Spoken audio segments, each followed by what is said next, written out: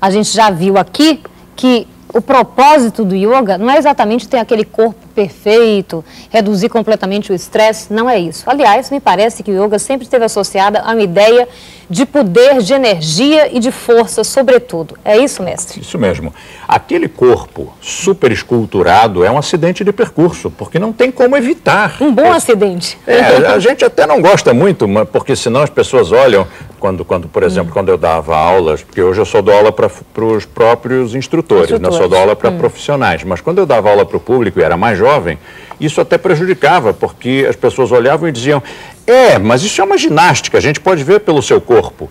E aí acaba até prejudicando, porque não é uma ginástica. Mas o corpo fica mesmo esculturado, tanto de homens quanto de mulheres, sem que isso seja o objetivo, quer dizer. A gente está mostrando aqui algumas fotografias, né? São essas posições. Queria que você falasse um pouquinho. A Stephanie Falco, que é a menina que está aí nas fotos, ela é instrutora de Swastika Yoga há muitos anos já, modelo, atriz, foi capa também da Veja fazendo uma posição de yoga. E é uma pessoa assim, fantástica, inteligente, sensível, muito competente na sua profissão de instrutora. E isso tem, inclusive, auxiliado na carreira de atriz. Como, aliás, uma porção de atores e atrizes começaram a carreira até por causa do próprio Swastika Yoga, porque o próprio meio é um caldo de cultura, tem muitos produtores, tem muito pessoal de teatro, de cinema, de televisão, e aí faz um contato, conversa com outra, a pessoa acaba descoberta.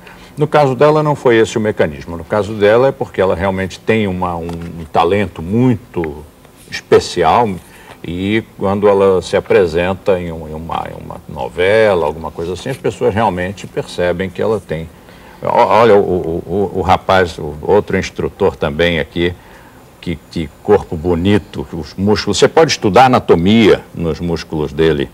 É uma presença, assim, é um carisma. E aí, o interessante é que todos eles com esse sorriso assim no rosto, né, mestre? Pois é. É possível uma posição dessa com esse sorriso no rosto mesmo? E esse sorriso é o tempo todo. Outro dia eu soube que alguém aqui na Bahia entrou numa das escolas da Rede de Rose e a pessoa disse, mas por que vocês são tão felizes? Por que vocês sorriem o tempo todo? Eu cheguei na recepção, um sorriso. Cheguei na sala de aula, sorriso.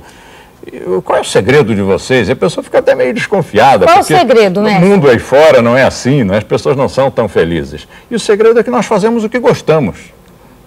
Se você gosta realmente de uma coisa e tem o privilégio de poder trabalhar com aquilo, você realmente tem a sopa no mel, você tem todas as benesses. Agora você imagina uma pessoa que vai trabalhar, ela não gosta daquilo, ela está indo fazer aquilo por dinheiro, mas ela não gosta de fazer aquilo, não a realiza. Ela vai trabalhar com certo mau humor, qualquer coisa que aconteça estressa, e a pessoa chega em casa cansada no fim de semana, ela quer descansar fim de semana, ela precisa de férias. E segunda-feira às vezes é um suplício. Suplício, segunda-feira, terminou meu fim de semana, agora tenho que voltar para o escritório.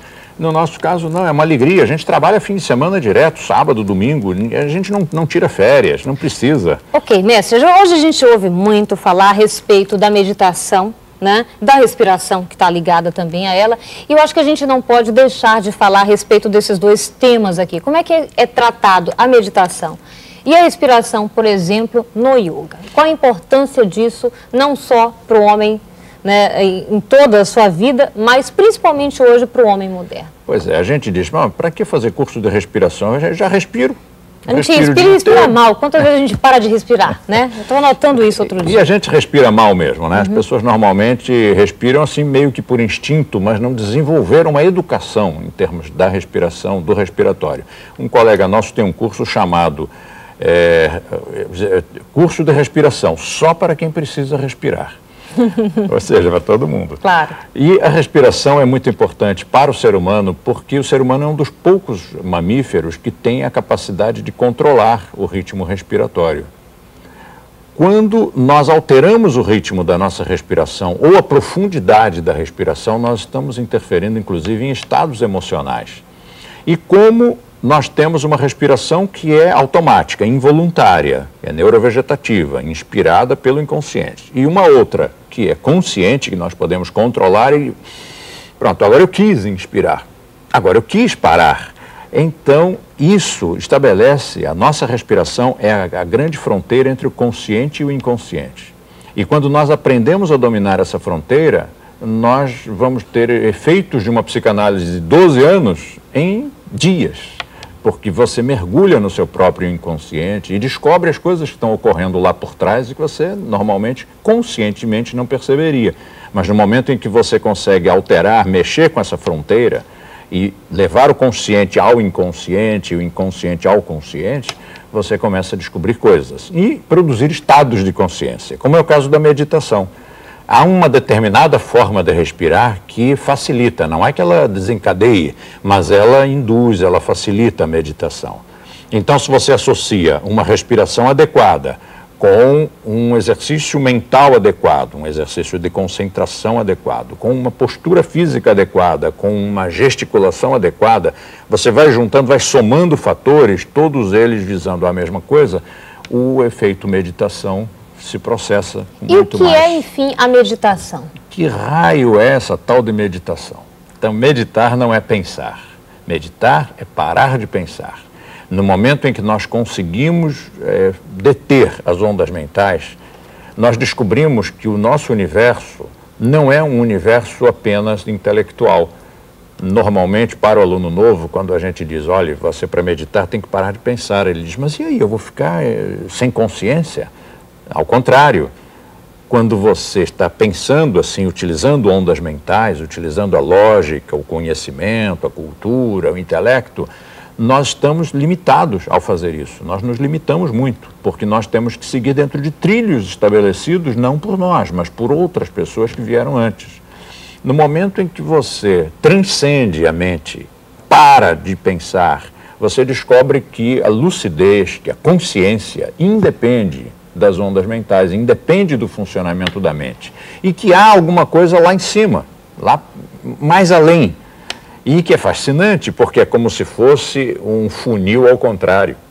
Na hora em que você sobe a sua consciência, ela se amplia, ela se expande de uma forma impressionante. É fascinante isso. E descobre que você é muito mais do que pensava que fosse, e que você é muito mais inteligente, e que você tem acesso a muito mais reflexos e muito mais percepções essas que não dependem da informação proveniente dos meios comuns da transmissão do conhecimento, ou seja, um livro, a televisão, a internet, um instrutor dando uma instrução, uma pessoa discutindo. Não, aquilo brota, explode dentro de você. Mas isso não poderia levar algumas pessoas a pensar ou a relacionar o yoga ao misticismo, por exemplo? Se a pessoa não tiver uma orientação e não tiver cultura, ela tende a interpretar as coisas de forma tribal. Ou seja, o que eu não entendo é devido a Deus ou ao diabo. Ou seja, é oculto. É oculto, né? É misterioso. Aliás, misticismo vem de mysterium. Não. Então, se não tem mistério, não tem misticismo. E eu relato isso naquele livro que você mostrou há pouco, Yoga, Mitos e Verdades, eu relato essa experiência. Que quando eu passei pela meditação, eu tinha misticismo antes, quando eu era jovem, eu era muito místico. E quando eu passei por essa experiência, acabou o misticismo. Acabou, porque acabou o mistério. E eu hoje não tenho nenhum resquício de misticismo, nem mesmo de proposta espiritual, porque eu percebi que isso tudo é simples, é natural e é biológico. Não tem mistério nenhum.